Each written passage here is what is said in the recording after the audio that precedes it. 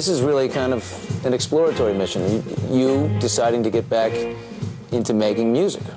I never stopped. I'm always writing potpourri of music. You know, it's how it is. Relaxed and seemingly ready to return. Let's hear it.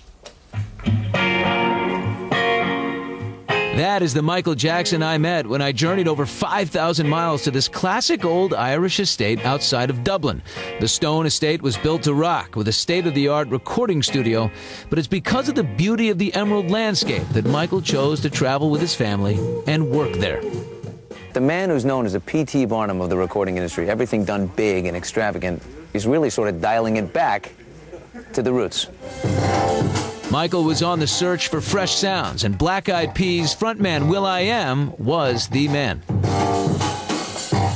right. Yeah. So this is like, this is baby steps of just checking out what may be a collaboration or some work together. Yeah, yes. Why Will? Because I think he's doing wonderful, innovative, positive, great music. Thought it'd be interesting to collaborate or just, you know, see how the chemistry works. Does he take your advice well? Yeah, we got. Yeah. It's like you have to take advice from the king of pop. I like to take sounds and put them on the microscope and just talk about how we want to manipulate the character of it. Will's beats were infectious as we got a small taste of Michael for what proved to be the final time.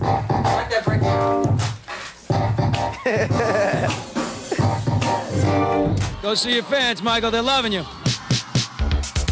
And with that, Michael came face-to-face with London fans at the 2006 World Music Awards, which ended up being his final performance. Security working overtime in here as Michael Jackson signs autographs for the fans. Hurricane Michael whipped from the left and then to the right. What does this moment represent to you, Michael, right now? It's a dream come true. Back up! Back up! Back up! 4 years earlier, in 2002, the normally reclusive Jackson took a stroll through the Venetian Hotel in Las Vegas. Michael, what do you like about the Venetian? Architecture. What else? The ceiling. From Vegas to New York, Access covered the entire world of Michael. Everybody clap your hands. The Jackson 5 reunited in Madison Square Garden in 2001. Michael, live! Once again, Michael arrived with Liz. Well, he's one of my closest friends. In November 2006, a fan frenzy in London went into overdrive when Michael emerged from his hotel and then arrived at restaurant Nobu to awaiting photographers. The next day, I met Jackson as he hit the offices of the Guinness Book of World Records, where he picked up an award for breaking 7 world records. Thank you for everything. God bless you. Thank you. Speaking of records, what album holds the record for sales in the world? Give me a hint. I also played a few messages for Michael. Never will there be another Michael Jackson. He's incredible. He's inspired everyone. I have not seen a greater entertainer than Michael. I mean... Just days earlier, Michael called Justin Timberlake an inspiration. I don't even know what to say to that. I don't even know what to say to that. That's very... Thanks, Mike. Something, he's pumping his chest, but he's not responding to anything, sir. Yes, he's not breathing, sir. Billy, less than 24 hours after the shocking death of Michael Jackson, the 911 call is released, exposing the alarming final moments of the King of Pop's life. I need an ambulance as soon as possible, sir. This chilling 2-minute 911 call was placed from inside the home at 12:21 p.m. The male caller appears panicked, but never mentions the name Michael Jackson. We have a personal doctor here with him, sir. Oh, you have a doctor there? Yes, but he's not responding to anything. This is not something which has been unexpected. If you think that the case of Anna Nicole Smith was an abuse, it is nothing in comparison to what we have seen taking place in Michael Jackson's life. A shocking comparison of abuse by the Jacksons family's close friend, Brian Oxman. Where there is smoke, there is fire. This is a case of abuse of medications. According to a report, Jackson had been receiving a daily injection of the narcotic painkiller Demerol, and that around 11:30 a.m. yesterday it was administered. 3 hours later, at 2:26 p.m., he would be pronounced dead. About 4 o'clock this afternoon, Robbery Homicide Division was notified of this incident. Our cameras were outside Jackson's rented Los Angeles home as homicide detectives were called to the scene. However, Lieutenant Greg Strink said they were only assigned the case due to its high-profile nature.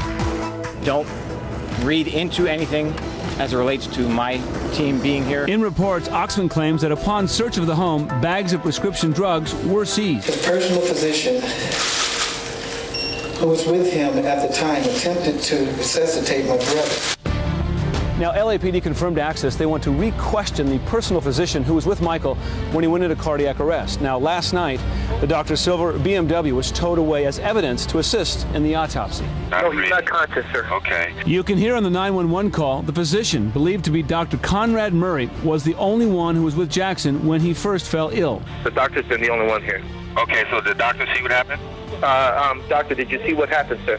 Yes, I did. Sir, you just, if you can please. We're on our way. He was as animated as I've seen him in a while. Jackson's good friend and Grammy producer Ken Ehrlich was an eyewitness to Jackson's secretive rehearsal the night before he died. He was in great shape.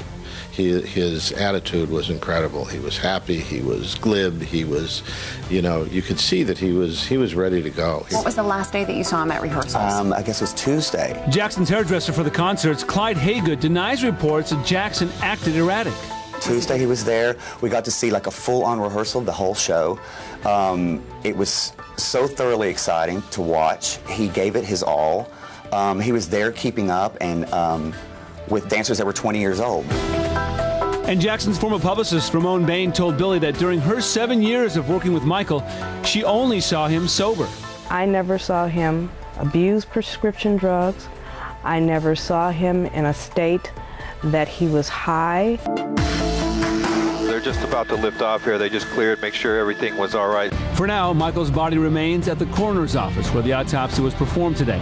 It will be weeks before toxicology tests are complete.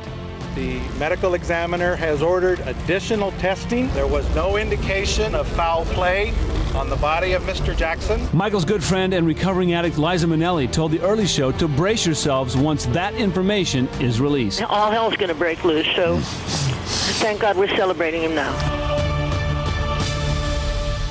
Last night in Harlem, a spontaneous celebration of the life and the music of Michael Jackson at the famed Apollo Theater, where in 1969, Michael and the Jackson 5 won an amateur night competition.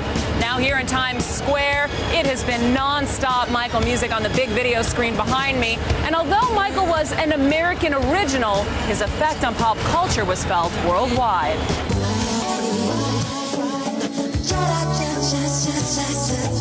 I didn't believe it. It's just so sudden. From New York to huge crowds in London, where Michael was set to launch his comeback concert July 13th, to Paris, China, Australia. Pure shock, disbelief. You know, I just really feel for his family. And South Africa. It's a morning time for the world. The worldwide impact of Michael's shocking death was immediate. Mourning fans kept an all-night vigil at Michael's childhood home in Gary, Indiana. And once again here at his parents' Encino, California home, there is sadness as fans continue to arrive, paying their respects, leaving flowers and lighting candles. Thank you so much, Catherine and Joe, for just sharing your child with the world. A singing tribute and tears at the UCLA hospital where Michael was pronounced dead. He was just a real inspiration. I was with him last week. In Hollywood, a massive crowd of mourning fans that just keeps getting bigger by the hour, all surrounding Michael Jackson's star on the Walk of Fame. A huge number of heartfelt messages coming in from around the world. Madonna, who was Jackson's Oscar date in 1991, said, "I can't stop crying over the sad news." Brooke Shields, Michael's childhood friend, says her heart is overcome with sadness. Brit, sad news about Michael Jackson. You have anything to say? He just died. A devastated Britney showed just how she felt while shopping in Los Angeles.